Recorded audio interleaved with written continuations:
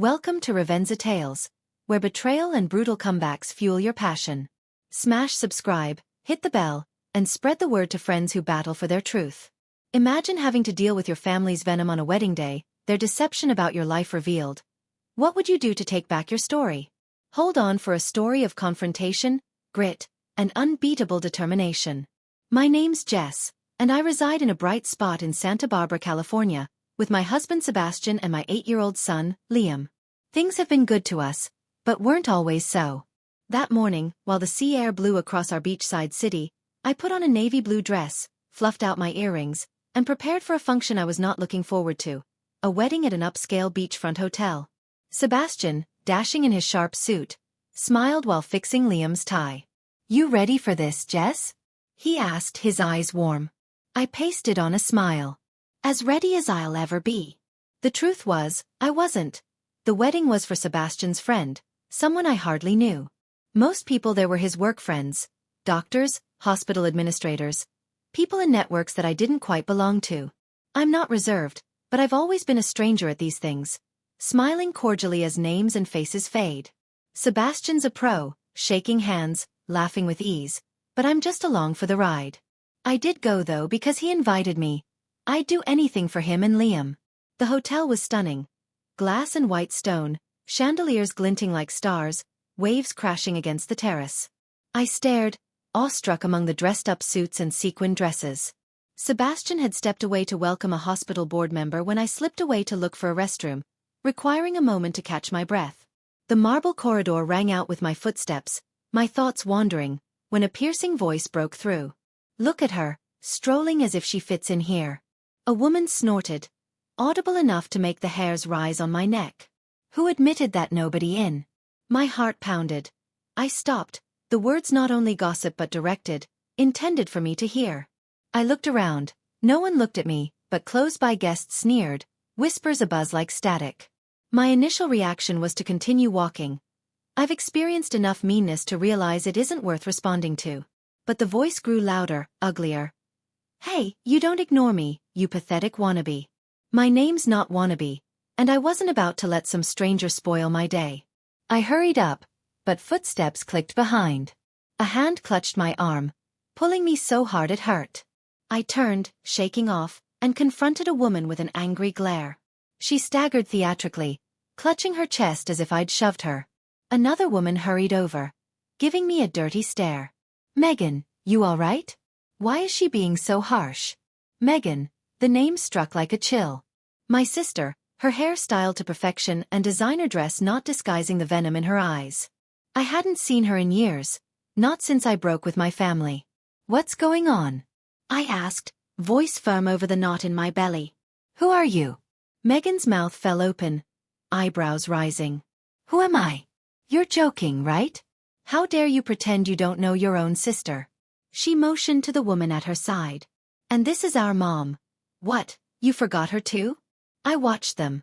My sister's smirking face, my mom's disapproving scowl. Memories flared, but I suppressed them. "Perhaps I do know someone called Megan," I replied calmly, "but I don't have time for this."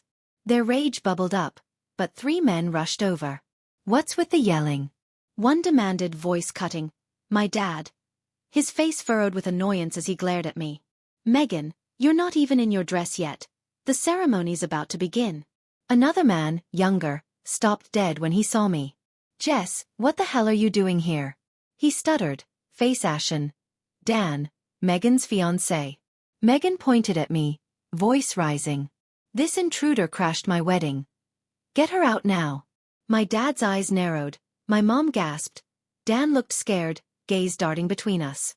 "Wait, Megan," he interrupted, voice trembling. "Let's not be hasty." I grumbled under my breath. "You don't know anything." Nobody heard. The air was charged with tension, as if on the threshold of a storm. Sebastian materialized, his equanimity a lifeline. "Jess, here you are," he said, sweeping the group with a look. I smiled and moved towards him. "Sorry, got detained by some fascinating people." Megan's expression contorted as she saw Sebastian, her glower searing into me. My parents appeared perplexed, as if they couldn't connect dots as to why I was in the company of someone such as him. Dan broke the silence, his tone stiff. Dr. Brooks, I apologize if Megan said something inappropriate. She didn't mean anything. He turned to Megan. You owe an apology. Apologetic? Megan snapped, jabbing her finger at me. She's the one who owes me the apology, disrupting my day, playing like she's someone when in reality she's just a high school dropout. My chest constricted. Those words, dropout, nobody, had been the echoes of a life I'd battled to move away from. Sebastian's hand swept over mine, anchoring me. I wasn't that terrified girl anymore. But the closer Megan's voice became, I knew this was no miscommunication. This was a collision with a family I'd walked away from, and they were about to learn how wrong they'd been about me. Megan's accusation hung like a slap, slicing through the murmurs of nearby wedding guests. My mom nodded, lips pursed. My dad's scowl deepened, like my presence was a personal insult. Dan, still pale, tried to intervene. Megan, please, let's not make a scene. She's a guest. But Megan wasn't going for it, arms folded, voice heavy with contempt. A guest? She's nobody who weaseled her way in to spoil my day. Sebastian bristled next to me, jaw clenched, but I squeezed his hand. I'd manage this. I'd constructed armor against their poison, and it wouldn't break now. You're mistaken, Megan, I said, voice level. I'm here with my husband, invited like everyone else. Perhaps you should look at the guest list. My mom gasped as though I'd said something outlandish. Don't you dare speak to your sister in that manner, she snarled. After all we've done for you, you show up unannounced, humiliating us. All that you've ever done for me? I echoed, a harsh laughter escaping, the irony singed. I wished to turn away, let them have their fantasies, but something clicked into place. They didn't get to rewrite history. Not today. I breathed, a weighty feeling of years buried. Let's discuss what you've ever done for me. Living in our little California town, our home wasn't a house. It was a war zone. My parents had a family dental practice, a gleaming family enterprise, flawless to the outside world. My father, a dentist, and mother, his hygienist, bragged about their heritage. But inside it was another story. I was the unseen daughter, always falling short. Megan, 7 years my junior, was their jewel, the cute one, the intelligent one, meant for the practice. I was simply there. As a child, I attempted to earn their affection. Straight A's for a smile, but received shrugs. That's nice, Jessica. But Megan has a science fair, my mother would say, turning away. By my teenage years, I knew that nothing I accomplished was sufficient. They would constantly compare me to Megan in front of me, as though I were a ghost. Megan's going to be a dentist, my father would beam. Not like you, Jessica. You're lucky we don't get rid of you. It wasn't just talk. They'd discipline me for little things.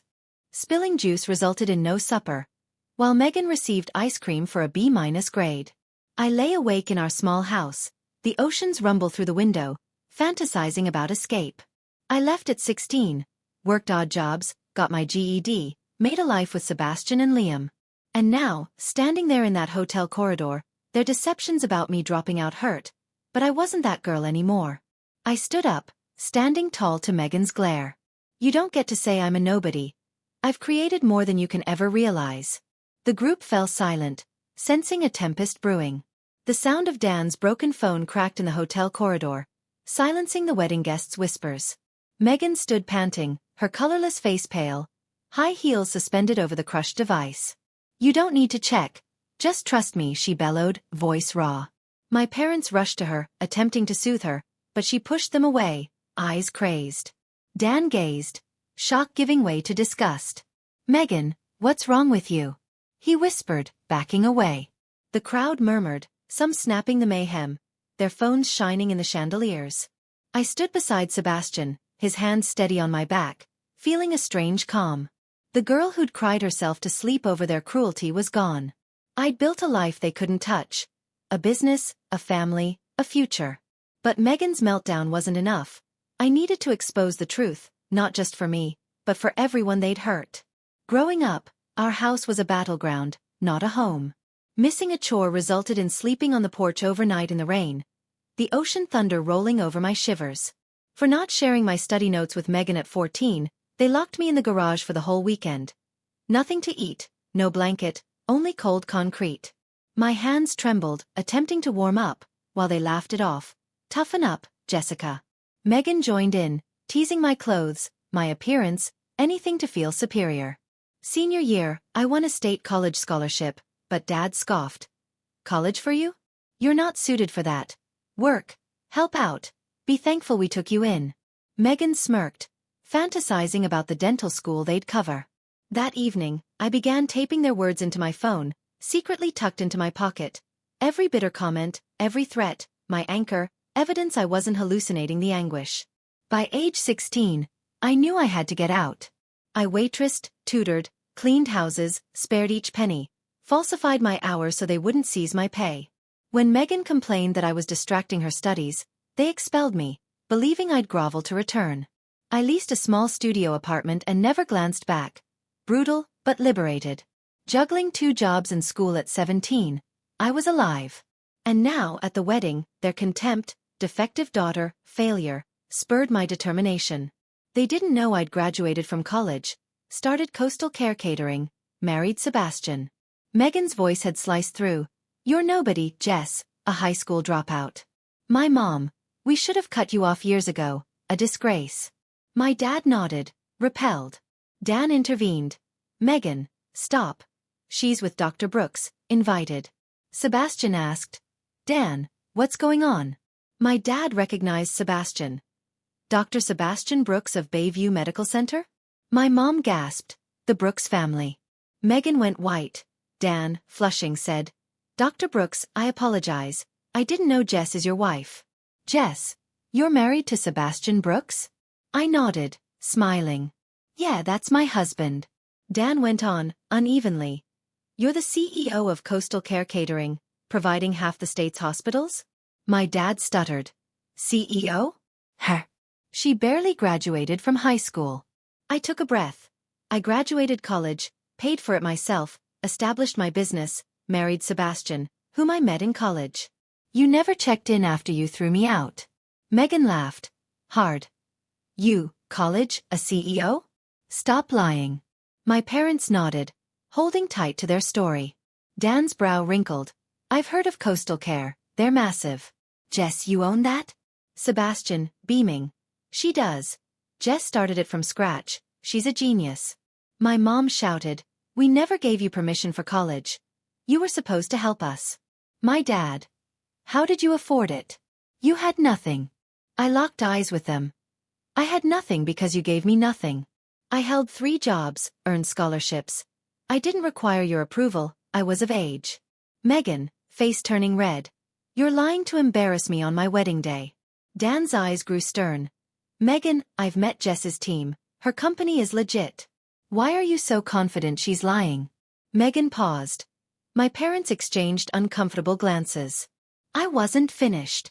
Megan, I said, voice hard, you call me a liar, but let's speak truth. You were the star, destined for the family practice. Why don't you inform Dan about your career? Megan's eyes went wide. Panic flashing. What are you talking about? She flared, voice shaking. My mom. Don't involve your sister in this. She's a dental hygienist at an elite clinic. I shook my head. That's what she told you, but it's not the case. Megan never finished school, flunked her entrance exams, thought she could coast on charm. She locked herself away, refusing to face the world. You and Dad pulled strings for a receptionist job, not treating patients. The crowd murmured. Dan's face went slack. Is that true? He asked Megan, pleading. She shook, pointing. She's lying. I graduated, I'm qualified, she's jealous. I went on. Our cousin explained to me, the one who looked out for me, how you struggled. Megan forged credentials to impress Dan. You're little more than a receptionist, lying to all of us, including your husband. Dan frowned. You claimed you graduated from a top program, assisting in your parents' practice. Was that a falsehood? He took out his phone. I can get Dr. Larson, director of the program. He's a friend. Should I? Megan cried out. No, don't, grabbing at his phone, slamming it down, crushing it. The glass shattered. The crowd gasped. Megan yelled, you don't have to verify. Just have faith in me. She pushed my parents aside, eyes crazed. Dan, repulsed. Megan, what is wrong with you? I stood there, unruffled. The girl they had destroyed was no more. But I had those tapes from all those years ago, evidence of their cruelty, and I knew what to do with them. Back at home, Liam sleeping, Sebastian making coffee, I brought out my old phone, the one that had the recordings. I hadn't heard them in years. Their voices recalled the cold garage, the rainy porch. "You're nothing, Jessica," my dad's voice sneered. Megan's taunts. "You'll never be like me." My mom. "Why can't you just do what we say?" Each clip was a knife, but also power. Proof they couldn't deny. Sebastian sat next to me, listening, his face setting. "Jess, you held all of these all this time?" I nodded, throat constricted. I needed to believe it was true, that I wasn't going insane. He hugged me. "You're not insane. You're tougher than they'll ever realize." I texted my cousin Mia, the one who'd informed me about Megan's deceptions. "Got the recordings. Can you get me into the group chat of the wedding?" Mia replied. "Done. Send me what you have." I was conflicted. Releasing the recordings would destroy Megan's wedding, possibly her engagement.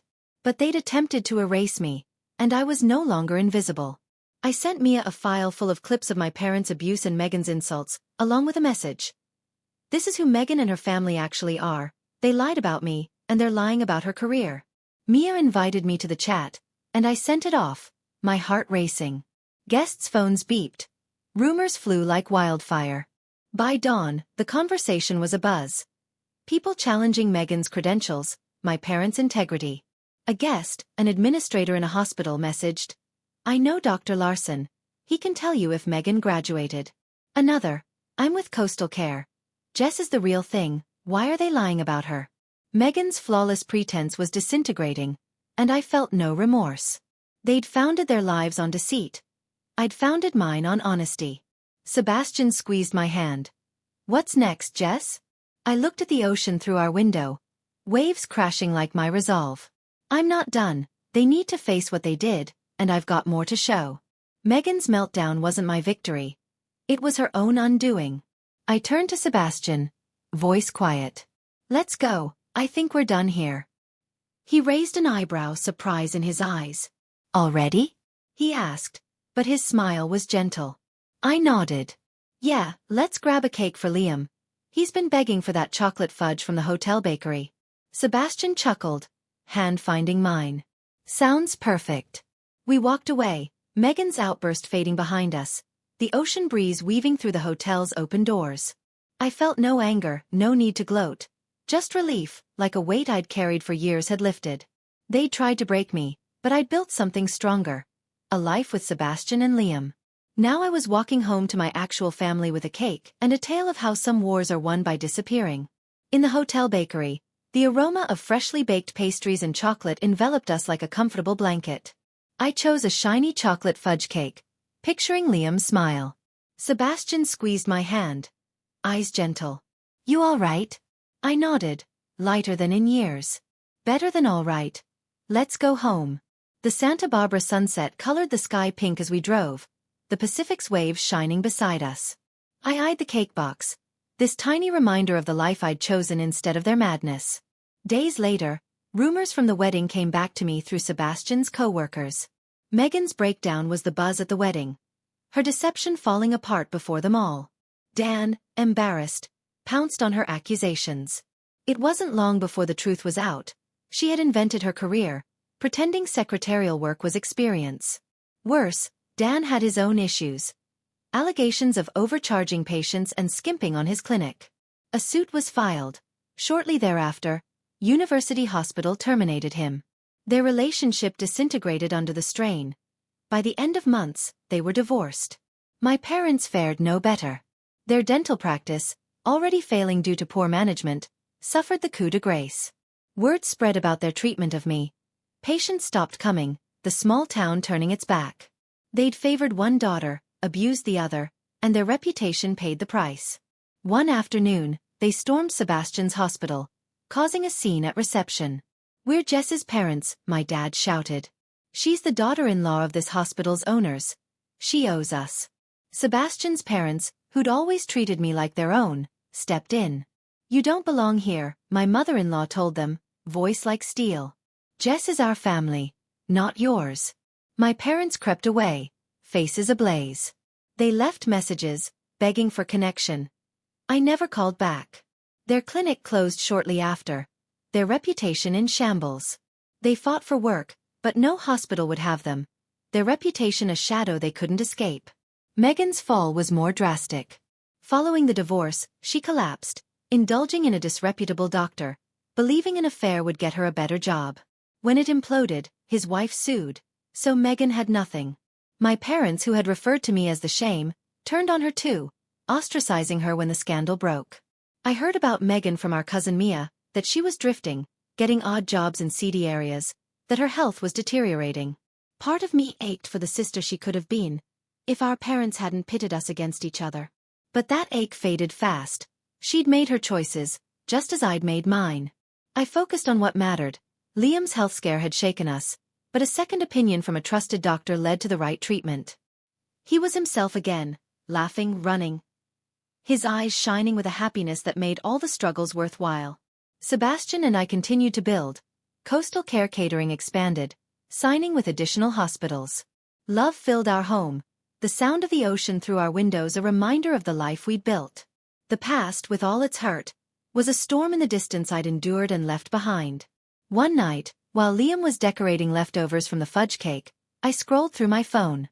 The wedding group chat continued to hum. Guests had posted my recordings, revealing my family's cruelty. A hospital administrator wrote, "Dr. Larson verified Megan never went to the dental program." Another, "Coastal Care's contracts are real. Jess created an empire, why would they lie about her?" The truth had gone viral, tearing down their facade. Sebastian sat next to me, observing Liam laugh. "You not only survived, Jess, you rewrote the book." I grinned, the burden of my past behind. I didn't require their blessing. I never did. My triumph wasn't their defeat, but the life I'd constructed in spite of them. Months later, I stood on our porch, Pacific unfolding endlessly before me. Mia texted, "Your parents are selling their home, leaving. Megan's working at a dive bar, attempting to begin anew." I put down the phone, observing Liam running waves with Sebastian. Their laughter blended with the surf, keeping me in the moment. I'd laid bare their deceptions, not for vengeance, but to be free from their shadow. Every deal I signed, every supper Liam consumed, every night Sebastian wrapped himself around me, was evidence that I'd emerged victorious. The lesson is that truth prevails over lies. Speak it, and you'll create a life more solid than their ugliness. Thanks for watching Revenza Tales, where comeback stories take shape. Smash the like button, share your comeback stories in the comments, and subscribe for more epic stories. Share with friends who need a dose of courage, and I'll catch you in the next story.